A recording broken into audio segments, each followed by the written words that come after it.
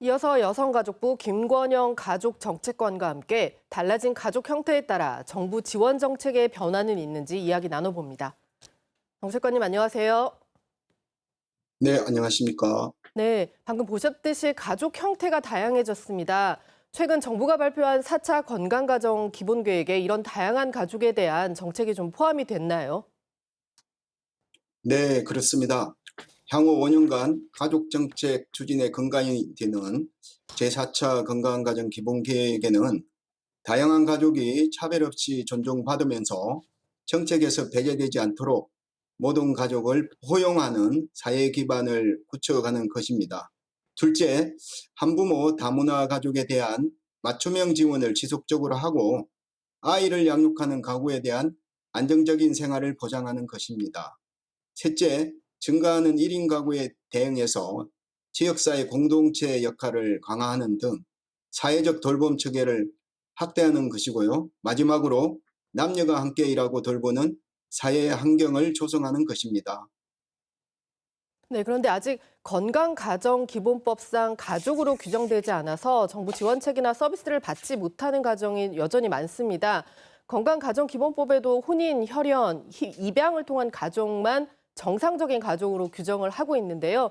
이번 계획에서는 어디까지를 가족으로 보고 앞으로 관련법과 정책의 변화도 필요할 것 같은데 어떤 계획이 있으신가요?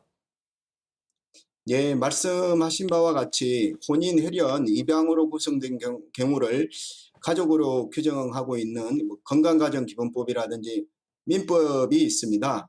그런데 작년에 그 여성가족부가 조사한 바에 따르면 국민 10명 중 7명이 혈연 관계가 아니더라도 생계와 주거를 공유하면 가족이라 이렇게 생각하는 분들이 많았습니다.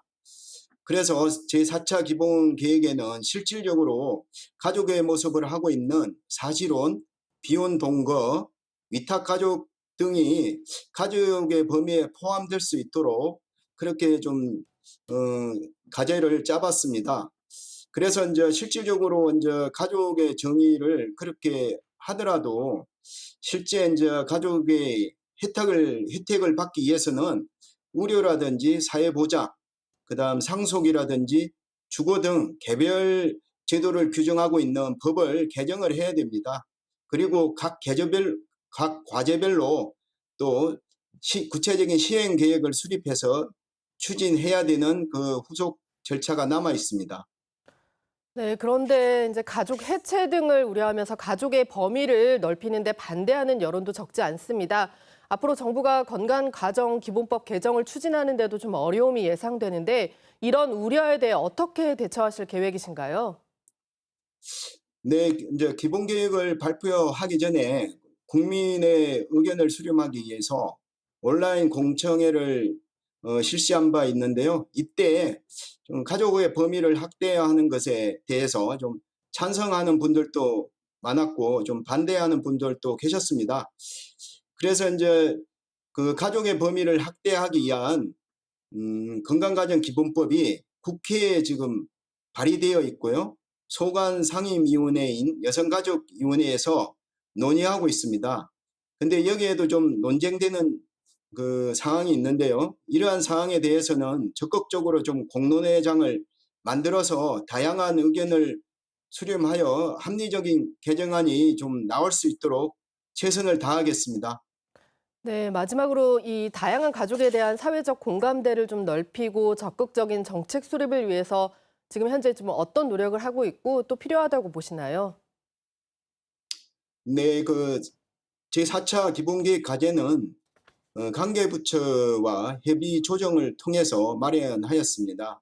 그런데 아무래도 이제 앞에서 말씀드린 것과 같이 법령 개정이 필요한 사항도 있고요. 그다음 구체적인 실행 방안을 만들어야 되는 그런 과제들이 있습니다. 그래서 정책 과제별로 연도별 시행 계획을 수립하고 구체적인 방안을 마련하여 시행할 예정입니다.